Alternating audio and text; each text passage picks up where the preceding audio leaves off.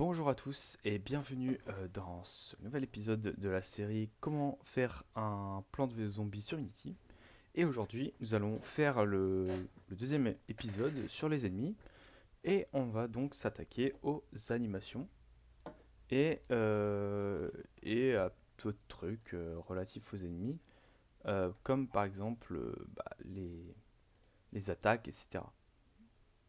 Ok, donc, euh, enfin notamment les animations en fait.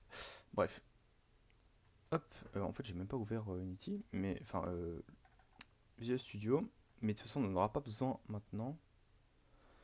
Euh, on va d'abord faire le contrôleur, donc l'animation controller. Donc j'ai pas encore parlé d'animation dans cette série, mais dans Unity, globalement il y a plusieurs façons de faire des animations. Mais la façon aujourd'hui la plus répandue, c'est de faire un animateur contrôleur. Euh, donc nous on va pas se faire chier à faire un plugin d'animation autre que celui d'Unity, on va utiliser celui de base. Et donc, on va créer un fichier, paf, paf, paf, ici, ouais, un dossier plutôt, qu'on va appeler animation. Euh, ah non, attends, il y a déjà en fait. On va l'appeler animator parce qu'en fait, c'est pas les animations qu'on veut, c'est les animators. Voilà, animator. Et on va créer il est où? Un animateur contrôleur, voilà, qu'on va appeler zombie. Voilà. On va l'ouvrir. Voilà. Tac. Ok, donc là on a un animateur contrôleur. Maintenant on va aller. Donc là c'est le contrôleur en gros des animations. Donc ça s'appelle une state machine. Et donc ça va.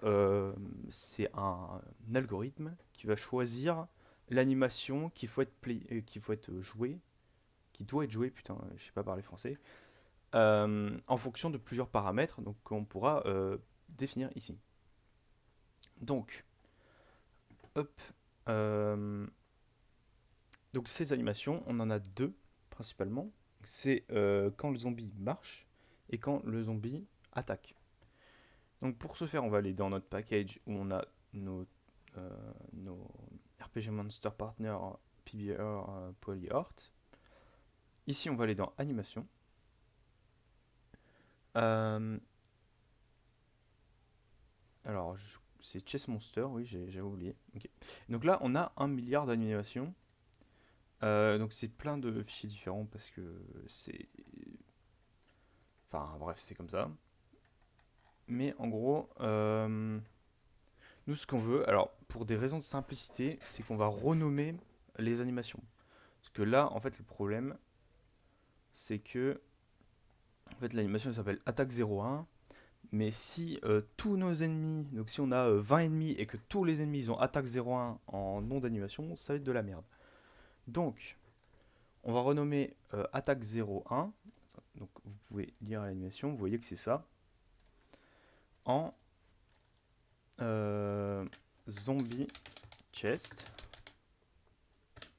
tiré du bas attaque 01. Faites ça et vous allez sur apply. Alors pourquoi il veut pas? Je ne sais pas. Euh, c'est très bizarre. Ok. Zombie chest. Pourtant c'est ce que j'ai fait avant. Pourquoi ne veut-il pas?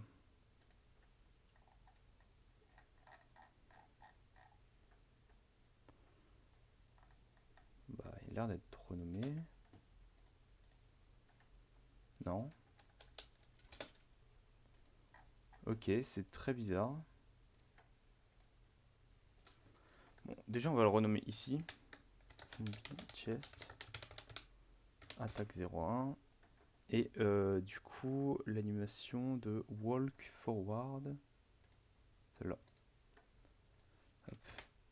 Donc c'est zombie chest.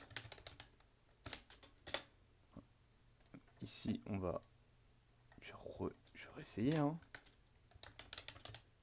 Chest. attaque 0-1. Pourtant c'est comme ça que j'avais fait. Pourquoi il veut pas?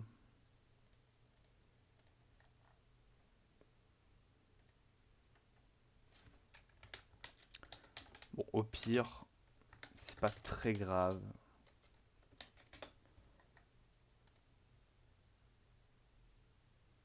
Ok, il me dit carrément d'aller me faire foutre. Bon, ok, bon, tant pis.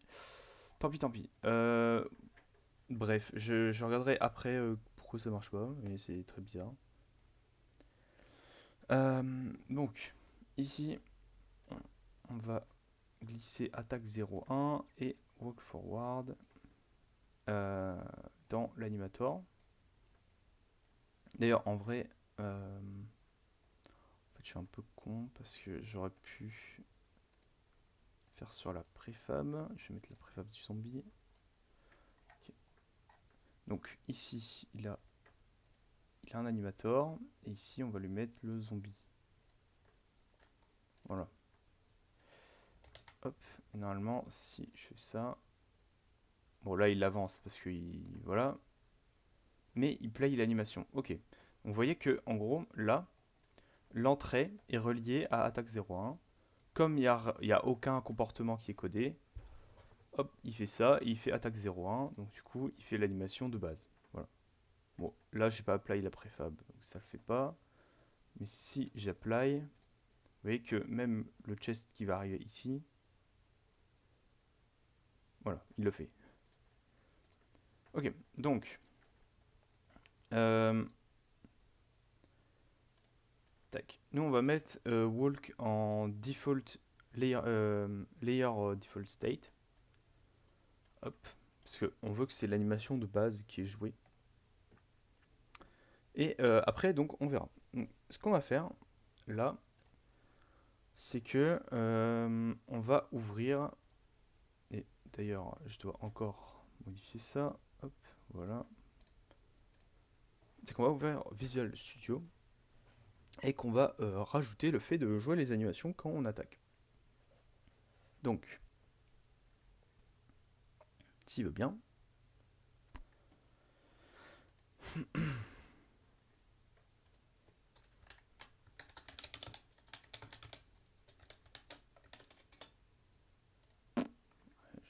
Je sais pas du tout pourquoi il veut pas. Hein. C'est trop bizarre. Je vais essayer, hein, mais. Bon. Ah, non. Ouais, non, mais. Ah, si, c'est bon. Voilà. Bon, bah, visiblement, il fallait réessayer. Hein. Tac. Voilà. Ici, donc, on va remettre Zombie Chest attaque. Et ici, Zombie Chest forward. Il faut vraiment voir si. Parce qu'en fait, ça, c'est le nom. C'est votre nom de state. Mais en soi, je pourrais mettre walk. Donc, ça peut être walk. Mais ici, il faut vraiment regarder que vous avez bien l'animation que vous voulez. En motion. Et ici, pareil. Donc là, attaque. Voilà. Donc, ça, c'est bon. Ok, donc on n'aura pas 50 millions de scripts à. Enfin, il n'y aura pas beaucoup de code à faire aujourd'hui. Voilà. Hop. Donc aujourd'hui, on aura juste le zombie à modifier et le caractère. Donc le caractère, on a juste à rajouter l'animator. Donc private animator animator égale nul. Voilà. Protected. Alors pour l'instant je mets en protected parce que en théorie on n'a pas besoin de on n'a pas besoin que quelqu'un en dehors de la classe caractère ait accès à l'animator. Donc je mets juste en protected. Et ici protected virtual. Donc pareil c'est de l'héritage. Void awake. J'ai fait une vidéo sur l'héritage si vous voulez apprendre l'héritage. Et à quoi correspond ce que je suis en train de faire là. Je l'avais expliqué, c'est que zombie, si vous avez suivi, c'est que zombie est un caractère, donc du coup en fait il a ça de base en fait. Donc si je fais awake, donc là il va falloir que je modifie la void awake, que je mette protected override, donc je réécris la fonction awake. J'ai marqué awake juste, mais c'est void. Faut que ce soit du même type que là. Et là, je mets base.awake, c'est très important, sinon ça ne fera pas. Donc en mettant base.awake, je fais cette fonction-là. Et après, je peux faire ça. Tac, et tac, tac. Voilà. D'ailleurs, ici, je mets nul. Voilà. Hop. Et en fait, là, du coup, ça va être tout con. C'est que... donc là, si la plante, elle est devant, c'est que... donc c'est qu'on est... c'est que le zombie est arrêté. Donc s'il est arrêté, c'est qu'il mange la plante. Donc on va faire un truc tout con. C'est qu'on va mettre animator .set bool. Donc on va mettre un booléen. On va mettre le booléen attacking. Et on va le set à isPlant forward. Ça. Donc en gros, si plant forward est à true, on met attacking. S'il est à false, on met attacking false. Voilà. C'est tout con. Et là, on a déjà fini le code. Hop. On a juste un petit truc à faire avant.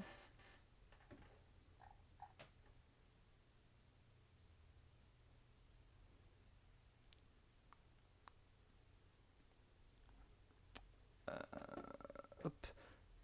Ici, en fait, on met attacking à false, à true ou à false, hein, on s'en fout.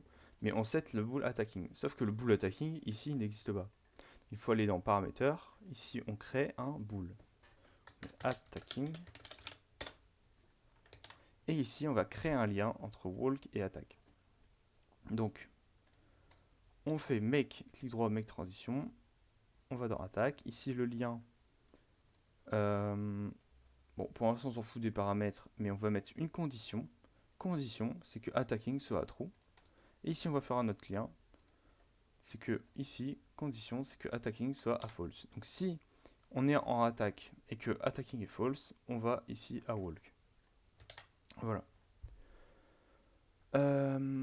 Et donc là, ça va marcher. Tac. En théorie.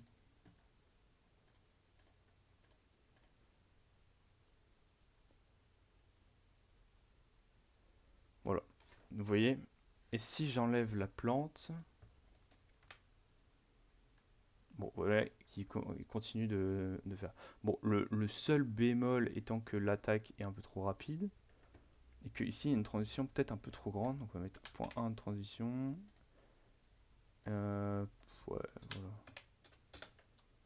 Et que surtout, en fait, moi j'aimerais bien, c'est que se termine en 0. Si je fais pas de conneries.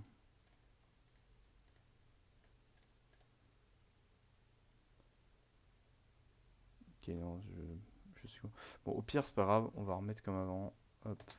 On touchera plus tard, on fera une phase de polish pour les animations. Là, on s'en fout, c'était juste pour faire voir comment lier les animations que l'on veut avec le jeu. Donc voilà, c'est fini pour aujourd'hui. J'espère que vous avez aimé ce tutoriel. La prochaine fois, je ne sais pas ce que je ferai. Genre vraiment, je n'ai aucune idée. Mais voilà, j'espère que cette vidéo vous aura plu. N'hésitez pas à vous exprimer, que ce soit en pouce bleu, pouce rouge ou en commentaire. Je vous dis à la prochaine pour une nouvelle vidéo. Et je vous dis salut à tous.